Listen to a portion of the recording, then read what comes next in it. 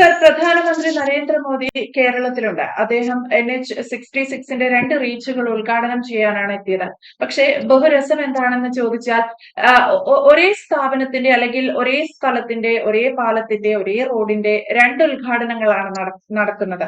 രാവിലെ ഒരു തവണ സംസ്ഥാന സർക്കാരിന്റെ നേതൃത്വത്തിൽ അതിന്റെ ഒരു ഉദ്ഘാടനം കഴിഞ്ഞു. അതായത് പ്രധാനമന്ത്രിക്ക് മുന്നേ ഞങ്ങൾ ഉദ്ഘാടനം ചെയ്യും എന്നൊരു വഴിക്ക് അത് നടന്നു. പ്രധാനമന്ത്രി ഇപ്പോഴിതാ അത് വീണ്ടും ഉദ്ഘാടനം ചെയ്യാൻ പോവുകയാണ്. ഈ സമാന്തര ഉദ്ഘാടനത്തെ എങ്ങനെ നോക്കിക്കാണുന്നു സർ?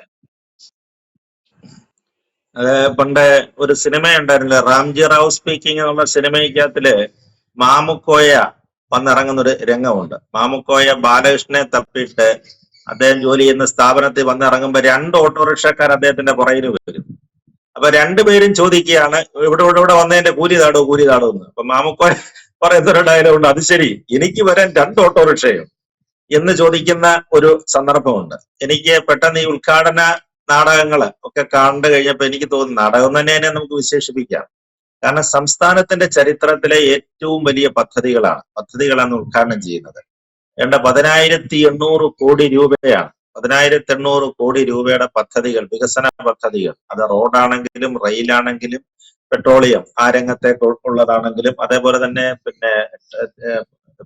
നവീകരിച്ച റെയിൽവേ സ്റ്റേഷൻ അതിന്റെ ഉദ്ഘാടനം, ഇതടക്കം വൻ പദ്ധതികളാണ്. കേന്ദ്ര ഗവൺമെന്റ് സഹായത്തോടാണ് കേരള ഗവൺമെന്റും സഹായിച്ചിട്ടുണ്ട്. തീർച്ചയായിട്ടും നമ്മുടെ സംസ്ഥാന ഗവൺമെന്റിന്റെ നല്ല സഹായം വന്നിട്ടുണ്ട്. ഇത് 2 ഗവൺമെന്റുകളും 2 സർക്കാരുകളും 2 അധികാരികളും കൂടെ ഒന്നിച്ച് ചെയ്യേണ്ട കാര്യമാണ്, അല്ലേ? അപ്പൊ അതിനകത്തിൽ രാഷ്ട്രീയം കാണുകയാണ്. അതിനകത്തിൽ രാഷ്ട്രീയം കണ്ടിട്ട് 2 പേരും 2 തലത്തിൽ നിന്ന് ഉദ്ഘാടനം ചെയ്യുകയാണ്. നമ്മളിപ്പോ സംസാരിക്കുന്ന സമയത്ത് പ്രധാനമന്ത്രി കേരളത്തിലുണ്ട്, ഇന്ത്യയുടെ പ്രധാനമന്ത്രി കേരളത്തിലുണ്ട്. ഇപ്പൊ ആദ്യത്തെ ധീവര സഭയുടെ സമ്മേളനം, അവരുടെ സുവർണ ജൂബിലി സമ്മേളനം, ഗോൾഡൻ ജൂബിലി സമ്മേളനം ഉദ്ഘാടനം ചെയ്തുകൊണ്ട് അദ്ദേഹം പ്രസംഗിച്ചു. അതിനുശേഷം ഇനി വികസന പദ്ധതിയുടെ ഉദ്ഘാടനത്തിനായിട്ട് അദ്ദേഹം വരികയാണ്. റോഡ് തുറക്കുകയാണ്. നാഷണൽ ഹൈവേ 66 നമ്മൾ പറയുന്നത് എല്ലാവർക്കും അറിയാവുന്നത് പോലെയാണത്. മംഗലാപുരം അല്ലെങ്കിൽ കാസർഗോഡ്, നമ്മുടെ റീച്ച് മുതൽ, കേരളത്തിന്റെ റീച്ച് മുതൽ അങ്ങ് കന്യാകുമാരി വരെ നീളുന്ന പാതയാണത്. അത് ഏതാണ്ട് 7 മണിക്കൂർ കൊണ്ട് ഓടി വരുന്നതാണ്. 660 കിലോമീറ്റർ ദൂരം 7 മണിക്കൂർ കൊണ്ട് ഓടി വരുന്നതാണ്. ഇടയ്ക്ക് സിഗ്നലുകൾ ഒന്നുമില്ല, അങ്ങനത്തെ പാതയാണ്. വലിയ പദ്ധതിയാണത്. 3 വരി തന്നെ ലൈനാണ് ഉള്ള, 3 തരം റോഡുകളാണ്.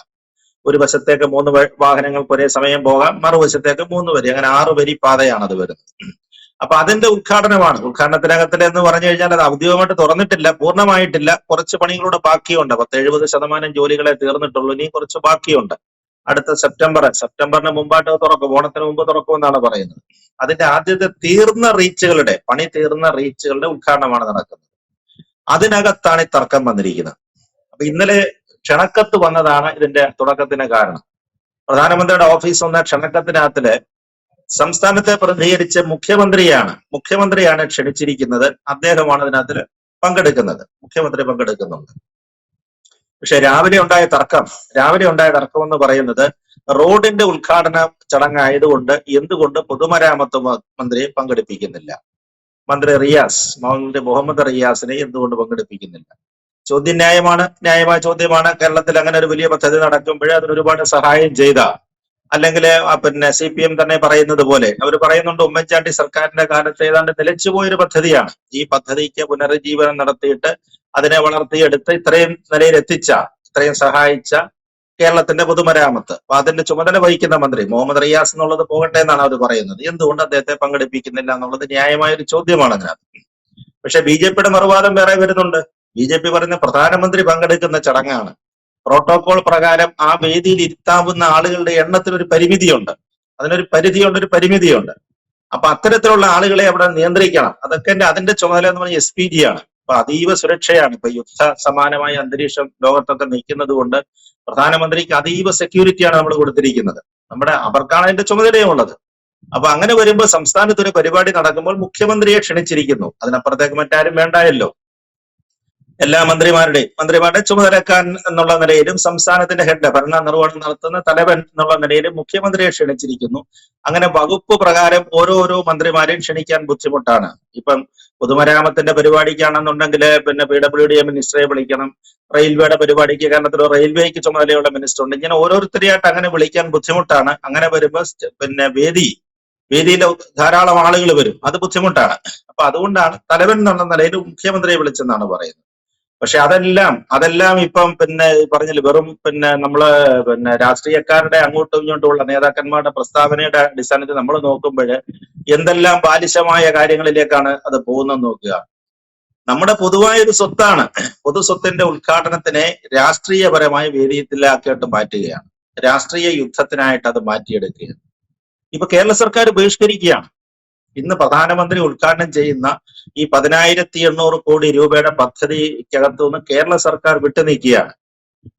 ആലോചിച്ച് നോക്കുക, നമ്മുടെ സംസ്ഥാനത്തെ നമ്മുടെ ജനങ്ങൾക്ക് വേണ്ടിയുള്ളതല്ലേ? നമ്മുടെ ജനങ്ങൾക്ക് വേണ്ടി കേന്ദ്ര ഗവൺമെന്റ് പ്രഖ്യാപിച്ച് സംസ്ഥാനത്തിന്റെ സഹായത്തോടുകൂടി നടത്തുന്ന പദ്ധതിയിൽ നിന്ന് സംസ്ഥാനം വിട്ടുനിൽക്കുന്നു. മുഖ്യമന്ത്രി പങ്കെടുക്കുന്നില്ല. അദ്ദേഹം പറയുന്നത് എന്റെ കൗൺസിൽ ഓഫ് മിനിസ്റ്റേഴ്സ്, എന്റെ മന്ത്രിസഭയിലുള്ള ആളുകളെ അങ്ങനെ മനഃപൂർവ്വം ക്ഷണിക്കാതിരുന്നത് കൊണ്ട് ഞാൻ പങ്കെടുക്കുന്നില്ലെന്നാണ് പറയുന്നത്. മുഖ്യമന്ത്രി പങ്കെടുക്കുന്നില്ല. ശരിക്കും പ്രോട്ടോകോൾ നമ്മൾ പറഞ്ഞില്ലേ, കഴിഞ്ഞ ദിവസം പശ്ചിമ ബംഗാളിൽ രാഷ്ട്രപതി വന്നിരുന്ന സമയത്തുണ്ടായിരുന്ന പ്രോട്ടോകോൾ ലംഘനം ഇവിടെ അങ്ങനെയൊക്കെ തന്നെയാണ്. അദ്ദേഹത്തെ സ്വീകരിക്കാനായിട്ട് ആരാണ് പോയെന്ന് അറിഞ്ഞുകൂടാ. നമ്മളിന്ന് ആ വിഷ്വൽസ് ഒന്നും ഇതുവരെ കണ്ടിട്ടില്ല, കാരണം അതിപ്പോ അടുത്ത സമയത്ത് നടന്നൊരു ഇതായതുകൊണ്ട് കൊച്ചിയിൽ ആരാണ് പ്രധാനമന്ത്രിയെ സ്വീകരിച്ചതെന്ന് അറിഞ്ഞുകൂടാ. പക്ഷേ വേദിയിലേക്കും തന്നെ പോകുന്നില്ല, ചടങ്ങ് തന്നെ ബഹിഷ്കരിക്കുന്നു. മുഖ്യമന്ത്രി അടക്കം, അദ്ദേഹത്തിന് ക്ഷണക്കത്തുണ്ടായിരുന്നു കേട്ടോ, ക്ഷണമുണ്ട്. ഇന്ന് വന്ന കത്തിനകത്തിൽ മുഖ്യമന്ത്രിയെ ക്ഷണിച്ചിട്ടുണ്ട്. അതിന്റെ ഔദ്യോഗിക പരസ്യങ്ങളും ഒക്കെ നമ്മൾ കണ്ടല്ലോ. പക്ഷെ മുഖ്യമന്ത്രി പറയുന്നത് ഞാനും പങ്കെടുക്കുന്നില്ലെന്നാണ്. അപ്പൊ ഒരു രാഷ്ട്രീയ യുദ്ധമായിട്ടത് മാറുകയാണ്. മറ്റൊരു മന്ത്രി എം ബി രാജേഷ് പറയുന്നത് ഈ SPGയുടെ പ്രോട്ടോകോൾ ഒന്നും പാലിക്കുന്നതിന് വലിയ ബുദ്ധിമുട്ടാണ്. ഇപ്പം പ്രധാനമന്ത്രിയുടെ ഓഫീസിൽ നിന്ന് കിട്ടുന്ന പാസ് ഉണ്ടെന്നുണ്ടെങ്കിലും അവിടെ കയറുന്നതിനായിട്ട് ആധാർ കാർഡ് കാണിക്കണം, അത് ബുദ്ധിമുട്ടാണ്.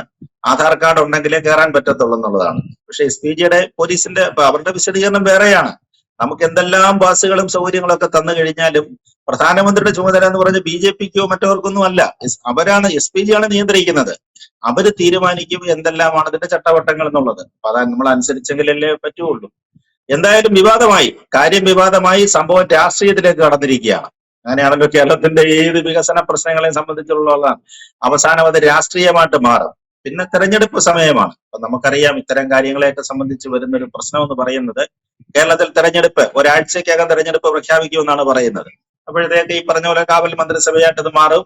അപ്പൊ ആ സമയത്തേക്ക് വിവാദങ്ങൾ ഉണ്ടാകണം. അപ്പൊ ഇതുവരെ കോൺഗ്രസ് ആരോപിച്ചുകൊണ്ടിരുന്നത് BJPയും CPMും തമ്മിൽ ചില ബന്ധങ്ങളൊക്കെ ഉണ്ട്. BJPയെ പരസ്യമായിട്ട് വിമർശിക്കുന്നതിനോ മുഖ്യമന്ത്രിയുടെ പേരെടുത്ത് പറയുന്നതിനോ ഒന്നും, അല്ലെ അമിത്ഷായുടെ പേരെടുത്ത് പറയുന്നതിനോ ഒന്നും മുഖ്യമന്ത്രി പിണറായി വിജയൻ തയ്യാറാകുന്നില്ല. ഇവർ തമ്മിലൊരു അണ്ടർസ്റ്റാൻഡിംഗ് ഉണ്ട്. അപ്പൊ അങ്ങനെ ചില മണ്ഡലങ്ങളിലൊക്കെ BJPയെ ജയിപ്പിച്ച ശേഷം വീണ്ടും LDFന് അധികാരത്തിൽ വരാം എന്നൊക്കെയുള്ള വ്യാപകമായ പ്രചരണം UDF നടത്തുന്നുണ്ടായിരുന്നു. പക്ഷെ ഇപ്പൊ അതിന് മാറുകയാണ്. ഇന്നത്തെ സംഭവത്തോടുകൂടി ആ രാഷ്ട്രീയ പ്രചരണവും മാറുകയാണ്. അപ്പൊ കേരളത്തിൽ നേരിട്ടുള്ള ഏറ്റുമുട്ടല് ഞങ്ങൾ ആരംഭിച്ചു കഴിഞ്ഞിരിക്കുന്നു. ഞങ്ങളെ CPMും BJPയും തമ്മിലാണ് മത്സരം. ഞങ്ങൾ തമ്മിൽ നേരിട്ടുള്ള ഏറ്റുമുട്ടൽ ആരംഭിച്ചു കഴിഞ്ഞിരിക്കുന്നു. കോൺഗ്രസിന്റെ അത്തരം അവകാശവാദങ്ങൾക്കും പ്രഖ്യാപനങ്ങൾക്കും ഒന്നും വലിയ കാര്യമില്ല. ഞങ്ങൾ തമ്മിലാണ് മത്സരം എന്നുള്ള മട്ടിലാണ് ഒരു രാഷ്ട്രീയത്തിലേക്ക് മാറ്റിയിരിക്കുകയാണ്. ഇനിയും കോൺഗ്രസുമായിട്ട് അവരുടെ സ്ഥാനാർത്ഥി ലിസ്റ്റോ മറ്റോ ഒക്കെ വരുന്ന സമയത്തായിരിക്കും കോൺഗ്രസുമായിട്ടുള്ള ഏറ്റുമുട്ടലെ സംബന്ധിച്ചുള്ള കൂടുതൽ വിശദാംശങ്ങൾ വരാൻ സാധിക്കുകയുള്ളൂ. പക്ഷേ ഇതുവരെ ഉയർത്തിയിരുന്ന ആ രാഷ്ട്രീയ ആരോപണത്തിനും ഒരു വ്യത്യസ്തത വന്നിരിക്കുകയാണ്. BJPയും ഇവരും CPMും തമ്മിൽ പരസ്യമായ ഒരു പരസ്യ യുദ്ധത്തിന് വികസന കാര്യത്തിൽ പരസ്യ യുദ്ധത്തിന് തയ്യാറായിരിക്കും. അപ്പൊ ഇന്ന് ഇതിനോടൊപ്പം തന്നെ നടന്നിരിക്കുന്നത്, ഈ പാത പ്രധാനമന്ത്രി ഉദ്ഘാടനം ചെയ്യുന്നതിന് മുമ്പ് തന്നെ CPM നേരത്തെ ഉദ്ഘാടനം ചെയ്ത് കളഞ്ഞു. അത് അവരുടെ തലപ്പാടി ചെങ്കള ആ റീച്ച് അവിടെ കുഞ്ഞമ്പു MLA ആണ്. കുഞ്ഞമ്പു MLA ഔദ്യോഗികമായിട്ട് കുറച്ച് ആളുകളും ജാഥയും പൊടിയൊക്കെ ആയിട്ട് വന്ന ശേഷം ഒരു റിബണൊക്കെ കെട്ടി അദ്ദേഹം ഒന്ന് തുറന്നു കൊടുത്തു. പ്രധാനമന്ത്രി തുടങ്ങിയിട്ടില്ല, പ്രധാനമന്ത്രി ചെയ്തതിനു മുമ്പ് തന്നെ തുറന്നു കൊടുത്തു. അതുപോലെ തന്നെ വെങ്ങളം രാമനാട്ടുകര റീച്ച് അത് കേരളത്തിന്റെ പൊതുമരാമത്ത് മന്ത്രി റിയാസ് തന്നെ തുറന്നു കൊടുത്തു. അദ്ദേഹം ഒരു തുറന്ന ജീപ്പില് വന്ന ശേഷം ഇപ്പൊ ഒരു അരമണിക്കൂർ മുമ്പ് തന്നെ ആ റീച്ചും അദ്ദേഹം തുറന്നു കൊടുത്തു. അപ്പൊ പ്രധാനമന്ത്രിക്ക് മുമ്പ് തന്നെ 2 റീച്ചും തുറന്നു കൊടുത്തു. ഇനിയിപ്പോ നമ്മളിപ്പോ കേരളത്തിലെ ആളുകൾ ഇപ്പൊ സാധാരണഗതി ചിന്തിക്കാൻ പോകുന്ന ഒരു ബുദ്ധിമുട്ടെന്ന് പറഞ്ഞാല് നമ്മൾ ഏത് റീച്ചിൽ കൂടെ പോകണം എന്നുള്ളതാണ്. ഈ പാത 2ആയിട്ടാണ് പോകുന്നത്. 3 ലൈൻ വീതം 6 ട്രാഫിക്കാണ്. നമ്മൾ ഇടത്തെ പാതയിൽ കൂടെ പോയാൽ മതിയോ, അതായത് BJPയുടെ വലത്തെ പാതയിൽ കൂടെ പോകണോ, അല്ലെ അങ്ങോട്ടും ഇങ്ങോട്ടും പോകുമ്പോൾ എന്തെല്ലാം പാലിക്കണമെന്നൊക്കെയുള്ള മട്ടില് കേരളീയരെ ആകെപ്പാടെ പറഞ്ഞില്ലയോ ഒരു വിഷമവൃത്തത്തിലാക്കുന്ന രീതിയിലാണ്. വിഷമവൃത്തം ഒന്നും നമ്മളെ ഒരു കളിയാക്കുന്ന മട്ടിലേക്കൊക്കെയാണ് കാര്യങ്ങൾ വരുന്നത്. നമ്മൾ ഇത്തരം കാര്യങ്ങളെ കുറിച്ചൊക്കെ നേരത്തെ തീരുമാനിക്കാവുന്നതല്ലേ? പ്രധാനമന്ത്രിയുടെ ഓഫീസ് വരുന്ന കമ്മ്യൂണിക്കേഷനെ സംബന്ധിച്ച് വളരെ കൃത്യമായ തീരുമാനങ്ങൾ എടുക്കാവുന്നതാണ്. ആരെയൊക്കെ പങ്കെടുക്കണം, അതൊക്കെ മുഖ്യമന്ത്രിയുടെ ഓഫീസിൽ തന്നെ നിർദ്ദേശങ്ങൾ അയക്കണം. അത് പാലിച്ചാണോ കേന്ദ്ര നിർദ്ദേശങ്ങൾ വന്നിരിക്കുന്നത്, അതൊക്കെ പരിശോധിക്കണം. ഇതൊന്നും പരിശോധിക്കാതെ കൃത്യസമയത്ത് വന്ന് വിവാദങ്ങൾ ഉണ്ടാക്കുക, അതാണ് ഇപ്പൊ കേരളത്തിലെ ഒരു രാഷ്ട്രീയം.